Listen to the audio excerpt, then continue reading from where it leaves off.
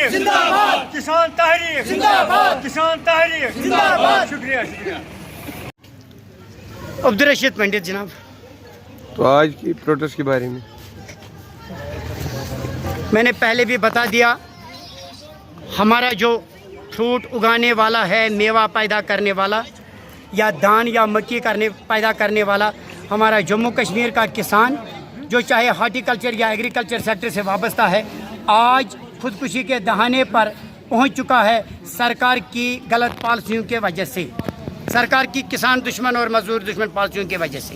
لہٰذا آج ہم اس پلیٹ فارم کی وساطت سے جموں کشمیر کسان تحریک کے بینر تلے ایک بار پھر سرکار کو چتاونی دینے آئے ہیں کہ یہ سرکار ہوش میں آ جائے، جلدی اپنے کالے قانون، اپنے کالے کرتوتوں پر نظر ڈالے اور اس جنتا کو بچانے کی کوشش کرے، اس جنتا کو بچانے کی کوشش کرے جس جنتا سے یہ سرکار بنی ہوئی ہے۔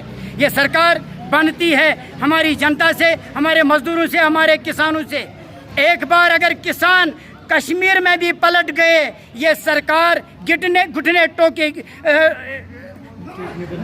ٹیکنے پر مجبور ہو جائے گی۔ لیکن میں آج یہاں ہماری کچھ جموں کشمیر کسان تحریک کے بینر تلے 2-4 ڈیمانڈیں ہیں۔ ایک، ہمارا جو کسانوں کا قرضہ ہے اس کو معاف کیا جانا چاہیے۔ جی ایس ٹی جو لگا ہوا ہے ہر چیز پر، آپ دیکھیے ایک پیٹی سیب کی پیٹی آج 3 سال 4 سال پہلے 50 روپے میں ملتی تھی، آج وہی 160 روپے ملتی ہے۔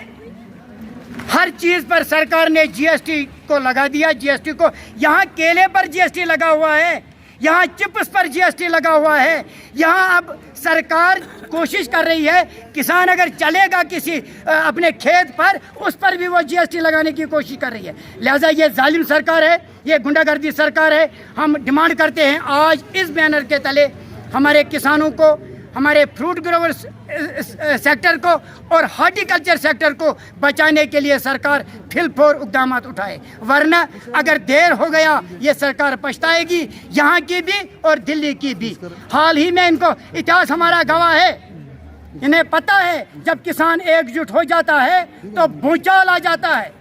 تم ساتھ کسان اکوٹے کا سنچو، ہم نہیں چاہتے ہیں یہاں بھی وہ بھونچال آ جائے۔ اب اس کی ذمہ داری سرکار پر ہے، اس کی ذمہ داری سرکار پر عائد ہوتی ہے، چاہے وہ ایل جی سرکار ہو یا ہمارے نریندر مودی کی سرکار جو کارپوریٹوں کی سرکار ہے، جو اڈانی کی اور امبانی کی سرکار ہے۔ لہذا اور ساتھ ہی ساتھ جو ہمارا میوہ پیدا کرنے والے جو